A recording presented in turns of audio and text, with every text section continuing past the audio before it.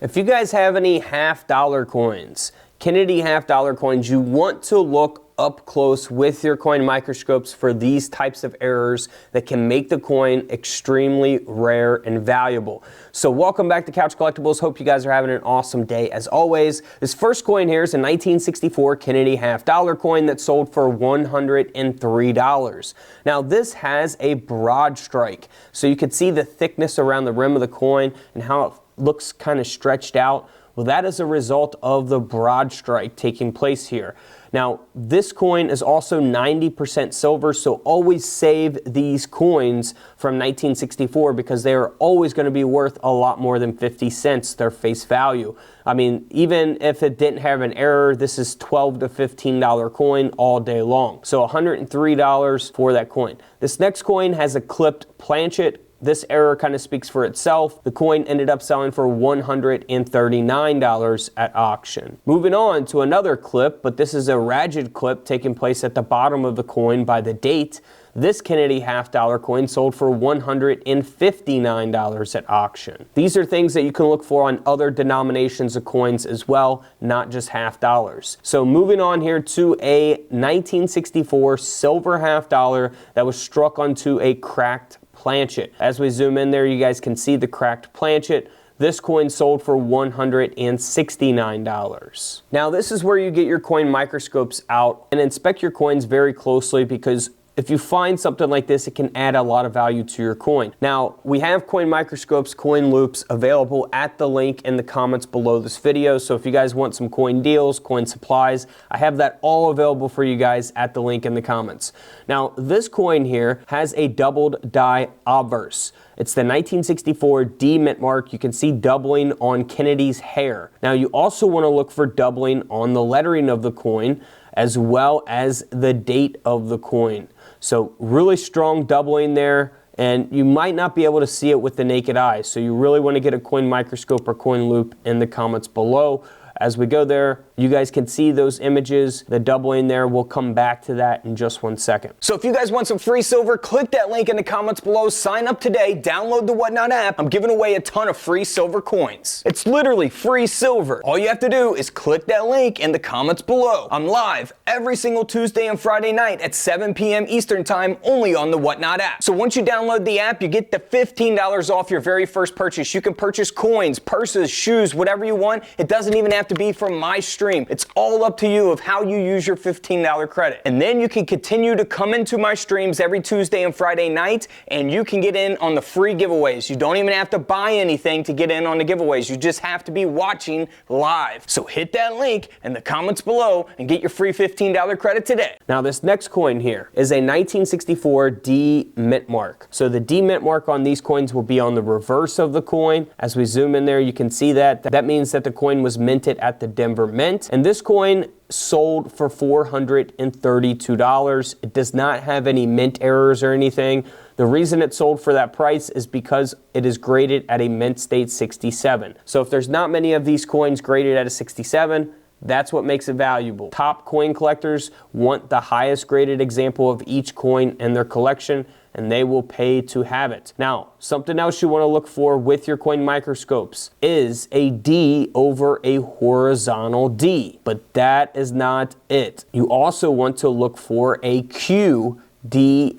QDO. So usually, we talk about DDO, a double die obverse. This is a quadruple die obverse. You want to look for doubling on the lettering of the coin. So that's two things to look for. Now, also something you want to look for on the D mint mark is a RPM, a repunched D mint mark. This can add value to your coins, sometimes a lot of value. Now, we can also look for a TDO, which is a tripled die obverse, and you can look for that on the lettering of the coin as well as the date 1964 itself. So inspect your coins closely there. Now remember the D mint mark, RPM, repunched mint mark. Here's an example of that coin. It has the repunched mint mark. It is graded at a 66 grade. Very nice grade for this coin. The highest grade you can get is a 70 on the coin grading scale. This coin sold for over $1,000 because of its grade and because of the fact that it has a repunched D mint mark. Now, we looked at the doubling that took place on the front of the 1964 half-dollar coin. Here is an example of that coin that has the double die obverse. This coin sold for $51 at auction. So it depends on which doubling you have, the grade of the coin, and all those things can affect the value. Here's another example of a doubled die obverse on the lettering of the 1964 Kennedy half dollar, as well as the date 1964. Now, don't forget, you want to flip your coins over to the reverse and look for doubling on the lettering of the reverse of the coin as well. This is a DDR, which is a doubled die reverse, double die reverse, however you want to say it. Now, this coin here is graded at a 55, which is not that great of a grade for a coin like this.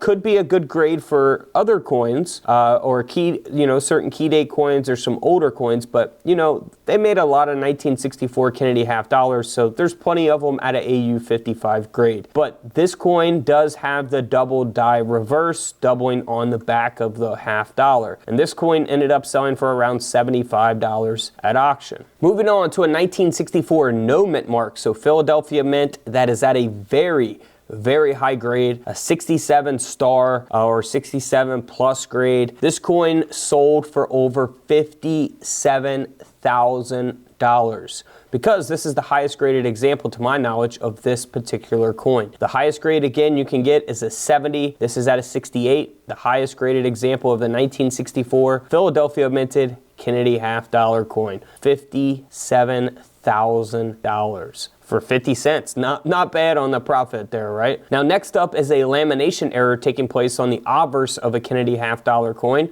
As you can see when we zoom in on the coin there. This coin ended up selling for around $60 at auction. But let's move on here to an off-center error taking place on the 1964 half dollar. This coin sold for $139 at auction. Speaking of off-center errors, this half dollar was struck 60% off-center and the coin sold for $600. Now, this next coin is very interesting. Someone may come across something like this and think that someone intentionally did this, cut out the center of the coin. However, this is actually a silver 10-cent planchet. So in 1964, they were also making 90% silver Roosevelt dimes.